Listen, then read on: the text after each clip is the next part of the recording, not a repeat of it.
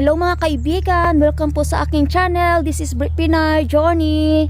This afternoon po mga kaibigan, ikot-ikot muna tayo dito sa front garden ni Alaga. Mag-ano po tayo, mag-looking treasure po tayo ng mga green pots na hanging basket na pwede nating i-recycle. Igamit po natin sa tomato plant natin.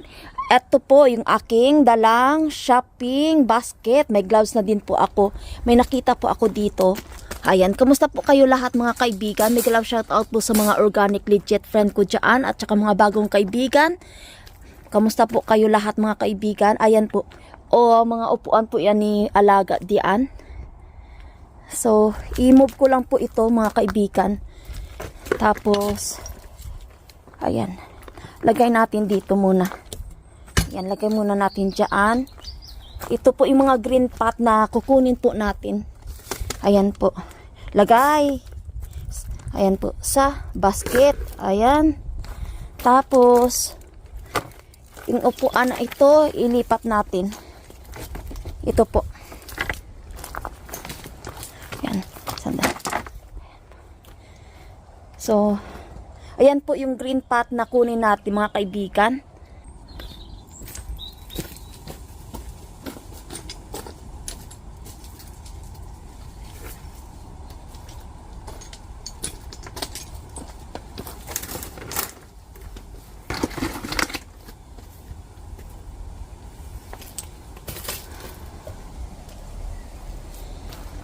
Yan po, nakaapat na po tayong pasok mga kaibigan.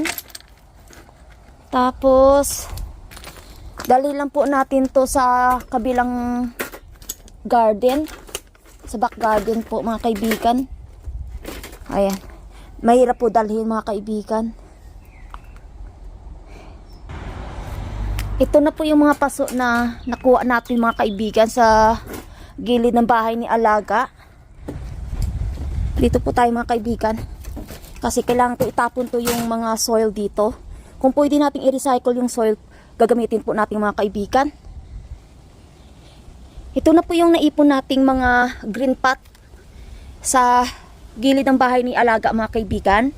So, ang gagawin ko po ito ay try kong damuhan muna if the soil can reuse again mga kaibigan. I-add on ko lang ng compost. Tapos, mag-replanting po tayo ng tomato. Ayan, mga tomato po mga kaibigan. Yan lang muna ang gagawin ko. Please keep watching lang po mga kaibigan.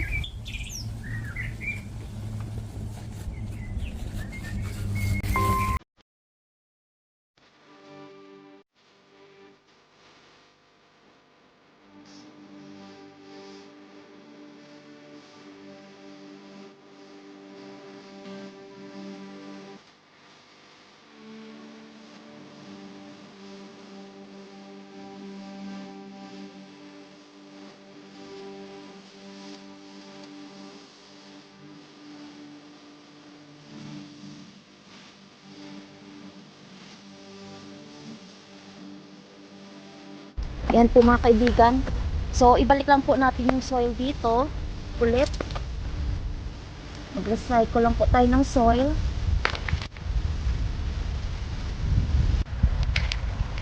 Marami din kasi tayong gagamitin na na tomato na itatanim. Ayan.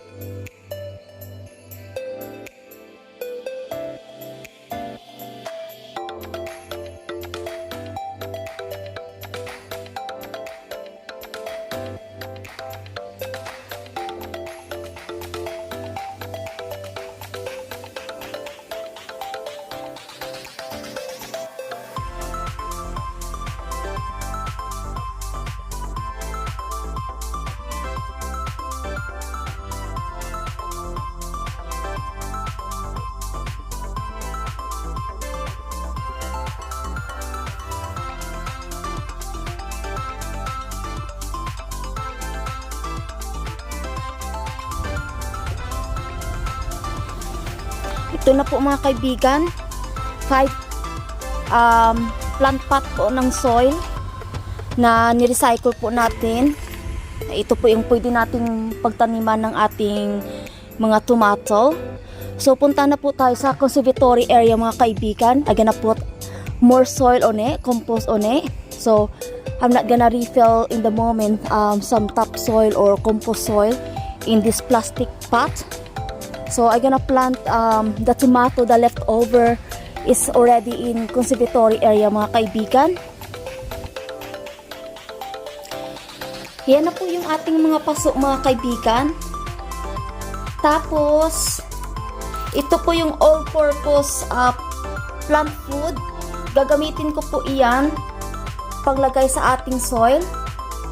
So please keep watching po sa aking pagtatanim ng leftover tomato sa mga paso na iyan na recycle natin mga kaibigan.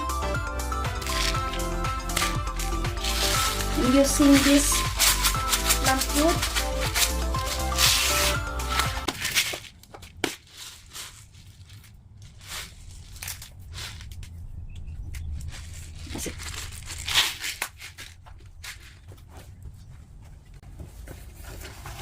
Imimix lang po natin mga kaibigan.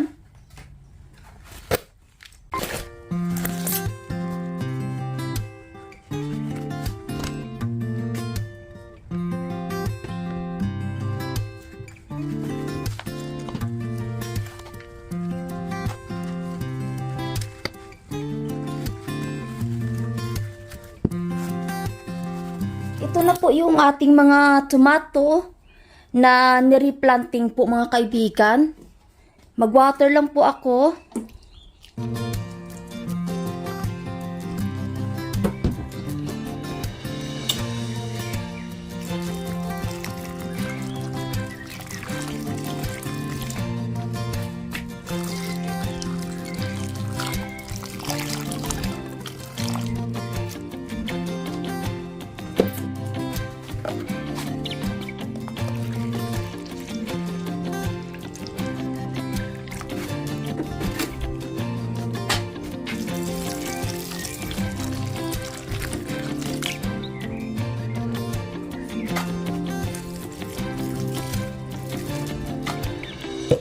Ayan na po mga kaibigan. Tapos na po tayo sa pag-repotting po ng mga leftover na tomato. Yung iba po ay nagsa-start na po silang mamulaklak mga kaibigan. Ayan oh, namulaklak na siya oh. Ayan. Hope they're happy to repotting dyan sa malaking pot kasi overcrowded na po, nag-rooting na sila ng sobra. Katulad nito mga kaibigan, nakikita nyo. Kailangan na po siyang i-transfer talaga sa malaking paso. Kaya't nagaganyan po yung kulay niya kasi hindi masyado nakapag-expose masyado or spread yung kanyang roots. Kailangan talaga ilipat na sa malaking paso. Mayroon pa tayong natirang leftover na mga tomato dito. Ano po siya? 8 na tomato na leftover. Tapos yung cactus plant ko po ay tumubo na din po siya. Yung ating plant na ganito, ewan ko, nagseeding po siya kaibigan. Nakita mo yung red na yan? Ito po yan siya. Ganito po siyang tanim. Ayan, ganito po siya. Nagseeded po siya. I didn't expect na tutubo dito. Ayan. Tapos mayroon po tayong flowers dyan na tinanim. I'm not sure what name of that plant. Seeds ba yan? Seeds po yan. Yung ating cherry tomato ay lumaki na din po mga kaibigan. Tapos ang ganda po ng tubo ng ating cucumber. 3 po iyan. Mayroon po akong tinanim na leftover na beans. Ayan oh, tumubo na din oh. Tapos i-double check ko po mga kaibigan yung mga tinanim ko pong nasa hanging basket po yung cherry tomato nung bago po akong umalis dito kay Alaga. Ito po yun. Slow progress din po siya.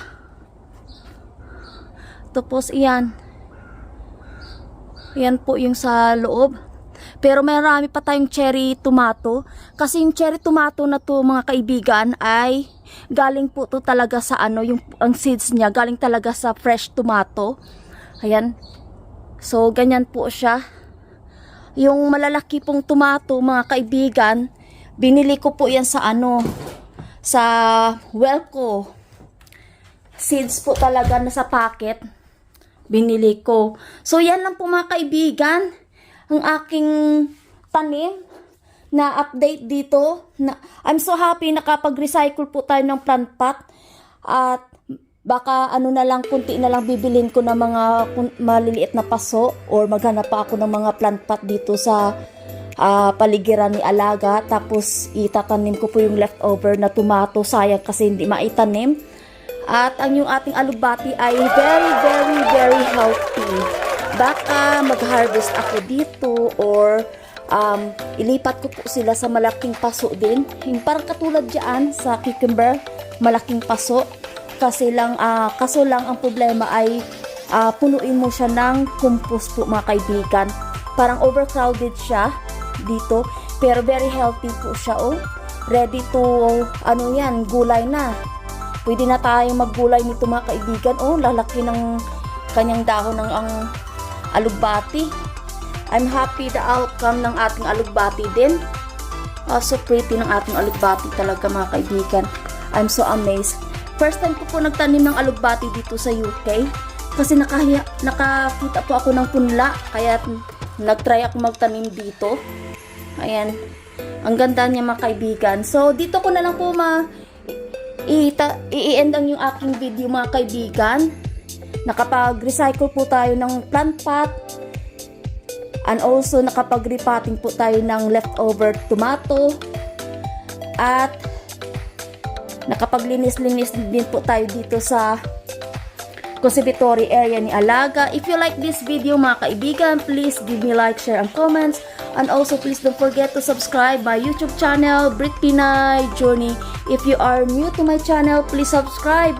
And please don't forget to click the button bell so that you will be updated po sa aking mga bagong videos na upload dito. Maraming salamat po sa lahat ng mga organic legit kaibigan ko dito.